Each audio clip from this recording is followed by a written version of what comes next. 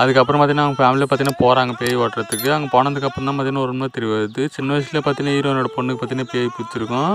அந்த பேய் பார்த்தீங்கன்னா ஹீரோயின் விட்டு இன்னும் போகல அப்படின்னு பார்த்தீங்கன்னா தெரியுது. அதுக்கப்புறம் பார்த்தீங்கன்னா ஹீரோவும் ஹீரோயின் பார்த்தீங்கன்னா அந்த வீட்டில் இருக்க பேய் பார்த்தீங்கன்னா ஓட்டத்துக்கு பார்த்தீங்கன்னா ரெடி ஆகுறாங்க. அதுக்கப்புறம் அந்த வீட்டில் இருந்து பேய் ஹீரோவும் ஹீரோயின் ஓட்டினாங்களா இல்லையா? அவங்க பொண்ணு மேலே இருக்க பேய்க்கும் இந்த பேய்க்கும் என்ன சம்மந்தம்?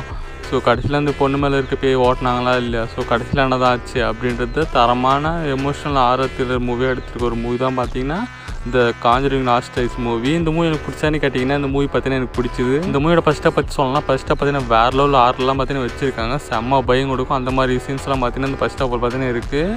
பட் செகண்ட் ஹாஃபில் பார்த்தீங்கன்னா அந்தளவுக்கு பார்த்தீங்கன்னா ஆர்ஆர் வைக்கல. அதுதான் பார்த்தீங்கன்னா கொஞ்சம் டிஸ்பாயின்மெண்ட்டாக இருந்துச்சு. அதே மாதிரி கிளைமேக்ஸ் பார்த்தீங்கன்னா கொஞ்சம் பெட்டர் ரைட்டிங் பண்ணியிருக்கோமா அப்படின்னு தோணுச்சு. ஆனால் செகண்ட் ஹாஃபில் பார்த்தீங்கன்னா ஆர்ஆர் இருக்குது. பட் ஃபஸ்ட் ஆஃப் அளவுக்கு பார்த்தீங்கன்னா செகண்ட் ஹாஃபில் இல்லை. அதே மாதிரி இந்த மூவி பார்த்தீங்கன்னா ப்ளஸ் பாயிண்ட் என்னன்னு பார்த்தீங்கன்னா இந்த மூவி பார்த்தீங்கன்னா எக்ஸ்பீரியன்ஸாக ஒரு பேய் படம் பார்க்கும் பார்த்தீங்கன்னா வேறு லெவல் இருந்துச்சு. விஎஃப்எக்ஸ்லாம் பார்த்தீங்கன்னா பெஸ்ட்டாக பண்ணியிருக்காங்க.